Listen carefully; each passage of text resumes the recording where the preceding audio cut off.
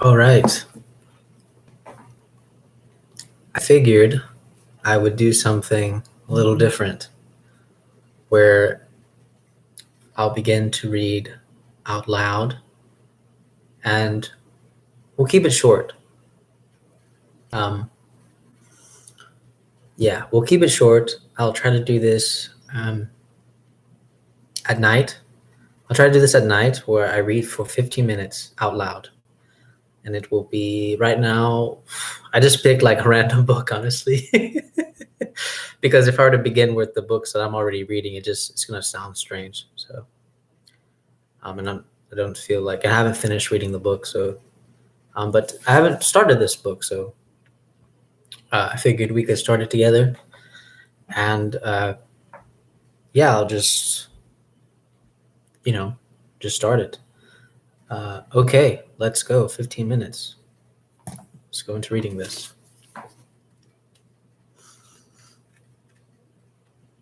Okay. Chapter 1. My father's family name being Pirup, and my Christian name Philip, my infant tongue could make of both names nothing longer or more explicit than Pip. So I called myself Pip, and came to be called Pip. I give Pirup as my father's family name, on the authority of his tombstone and my sister, Miss Jo Gargery, who married the blacksmith. As I never saw my father or my mother, and never saw any likeness of either of them, for their days were long before the days of photographs. My first fancies regarding what they were like were unreasonably derived from their tombstones. The shape of the letters on my father's gave me an odd idea that he was a square. Stout, dark man with curly black hair, from the character and turn of the inscription, quote, also Georgiana, wife of the above, end quote. I drew a childish conclusion that my mother was freckled and sickly. To 5 little stone lozenges, each about a foot and a half long, which were arranged in a neat row beside their grave, and were sacred to the memory of 5 little brothers of mine, who gave up trying to get a living, exceedingly early, in that universal struggle. I am indebted for a belief I religiously entertain that they all had been born on their backs, with their hands in their trousers pockets, and had never taken them out in this state of existence. Ours was the marsh country down by the river, within as the river wound 20 miles of the sea. My first most vivid and broad impression of the identity of things seems to me to have been gained on a memorable raw afternoon towards evening. At such a time I found out for certain that this bleak place overgrown with nettles was the churchyard, and that Philip Pirup, late of this parish, and also Georgiana, wife of the above, were dead and buried, and that Alexander Bartholomew,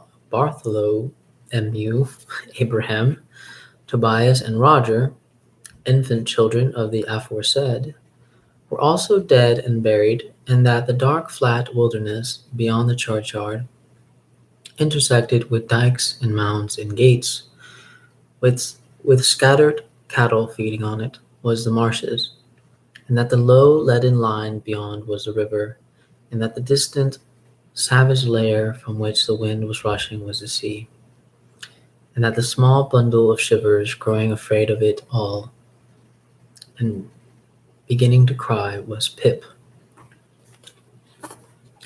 Hold your noise, cried a terrible voice, as a man started up from among the graves at the side of the church porch. Keep still, you little devil, or I'll cut your throat. A fearful man, all in coarse gray, with a great iron on his leg, a man with no hat, and with broken shoes, and with an old rag tied around his head, A man who had been soaked in water and smothered in mud, and lamed by stones, and cut by flints, and stung by nettles, and torn by briars, who limped and shivered and glared and growled, and whose teeth shattered in his head as he seized me by the chin. "Oh, don't cut my throat, sir," I pleaded in terror. "Pray don't do it, sir." "Tell us your name," said the man. "Quick!" "Pip, sir." "Once more," said the man, staring at me. Give it mouth." "Pip, Pip, sir." "Show us where you live," said the man. "Pint out the place." I pointed to where our village lay, on the flat inshore among the alder trees and pollards, a mile or more from the church. The man, after looking at me for a moment, turned me upside down and emptied my pockets. There was nothing in them but a piece of bread. When the church came to itself, for he was, excuse me,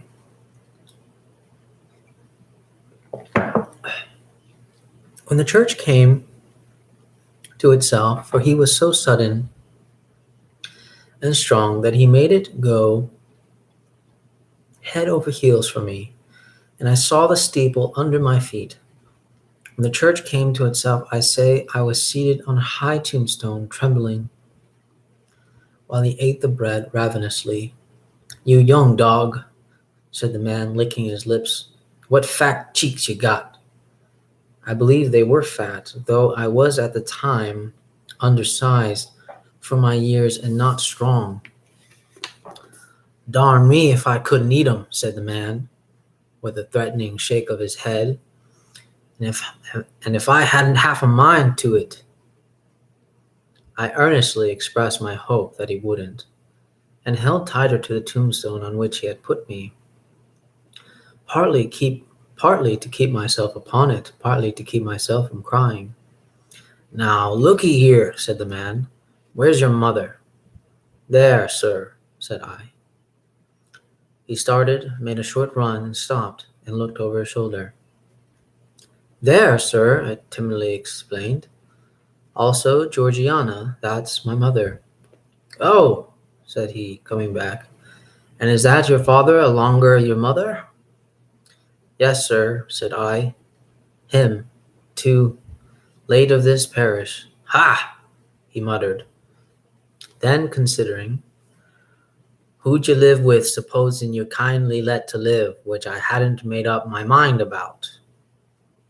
"My sister, sir, Miss Joe Gargery, wife of Joe Gargery, the blacksmith, sir." "Blacksmith, eh?" said he, and looked down at his leg. After darkly looking at his leg and at me several times, he came closer to my tombstone, took me by both arms, and tilted me back as far as he could hold me, so that his eyes looked most powerfully down into mine, and mine looked most helplessly up into his. "Now looky here," he said, "the question being whether you're let to live. You know what a file is?" "Yes, sir." "And you know what wittles is?" "Yes, sir." After each question he tilted me over a little more, so as to give me a greater sense of helplessness and danger. "You get me a file."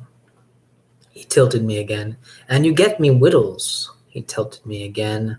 "You bring 'em both to me." He tilted me again. "Or I'll have your heart and liver out." He tilted me again. I was dreadfully frightened and so giddy that I clung to him with both hands and said, "If you would kindly please to let me keep upright, sir, perhaps I shouldn't be sick, and perhaps I could attend more." He gave me a most tremendous dip and roll, so that the church jumped over its own weathercock. Then he held me by the arms in an upright position on the top of the stone, and went on in these fearful terms: "You bring me, tomorrow morning early, that file, and them wittles. You bring the lot to me at that old battery over yonder. You do it, and you never dare to say a word, or dare to make a sign, concerning you haven't seen such a person as me, or any person some ever, and you shall be let to live. You fail, or you go from my words in any particular, no matter how small it is, and your heart and your liver shall be tore out, roasted and ate. Now, I ain't alone, and as you may think I am, there's a young man hid with me, in comparison with which young man I am an angel. That young man hears the words I speak. That young man has a secret way peculiar to himself of getting at a boy, and at his heart, and at his liver. It is in vain for a boy to attempt to hide himself from that young man. A boy may lock his door, may be warm in his bed, may tuck himself up, may draw the clothes over his head, may think himself comfortable and safe, but that young man will softly creep, and creep his way to him, and tear him open. I am a keeping that young man from harming you at the present moment with great difficulty. I find it worry hard to hold that young man off of your inside. Now, what do you say? I said that I could. I said that I would get him the file, and I would get him what broken bits of food I could, and I would come to him at the battery early in the morning. Say, Lord strike you dead if you don't, said the man. I said so, and he took me down. Now, he pursued, you remember what you undertook, and you remember that young man, and you get home. Good night, sir, I faltered. Much of that, said he, glancing about him over the cold wet flat. I wish I was a frog or an eel. At the same time, he hugged his shuddering body in both his arms, clasping himself as if to hold himself together, and limped towards the low church wall.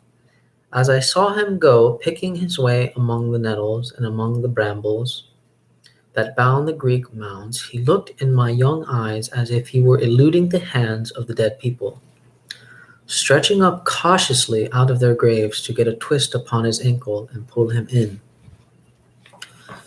When he came to the low church wall, he got over it like a man whose legs were numbed and stiff, and then turned round to look for me. When I saw him turning, I set my face towards home, and made the best use of my legs. But presently I looked over my shoulder, and saw him going on again towards the river, still hugging himself in both arms, and picking his way with sore feet among the great stones, dropped into the marshes here and there for stepping places, when the rains were heavy or the tides was in. The marshes were just a long black horizontal line then, as I stopped to look after him, and the river was just another horizontal line, not nearly so broad, nor yet so black, and the sky was just a row of long, angry red lines, and dense black lines intermixed. On the edge of the river I could faintly make out the only two black things in all the prospect that seemed to be standing upright. One of these was the beacon by which the sailors steered, like an unhooped cask upon a pole, an ugly thing when you were near it, the other a gibbet, with some chains hanging to it which had once held a pirate. The man was limping on towards this latter, as if he were the pirate come to life, and come down and going back to hook himself up again.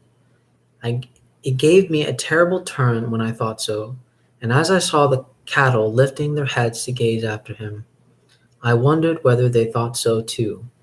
I looked all around for the horrible young man, and could see no signs of him, but now I was frightened again, and ran home without stopping.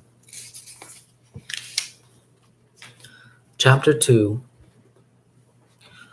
My sister, Miss Jo Gargery, was more than 20 years older than I, and had established a great reputation with herself and the neighbors because she had brought me up by hand. Having at that time to find out for myself what the expression meant, and knowing her to have a hard and heavy hand, and to be much in the habit of laying it upon her husband as well as upon me, I suppose that Joe Gargery and I were both brought up by hand. She was not a good-looking woman, my sister, and I had a general impression that she must have made Joe Gargery marry her by hand. Joe was a fair man, with curls of flaxen hair on each side of his smooth face, and with eyes of such a very undecided blue that they seemed to have somehow got mixed with their own whites.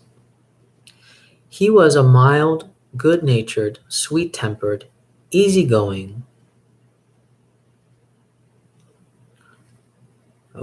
foolish, dear fellow, a sort of Hercules in strength and also in weakness. My sister, Miss Joe, with black hair and eyes, had such, and that is it. Okay. That is we will leave there. We will leave at, he was a mild, good-natured, sweet-tempered, easy-going, foolish, dear fellow, a sort of Hercules in strength and also in weakness.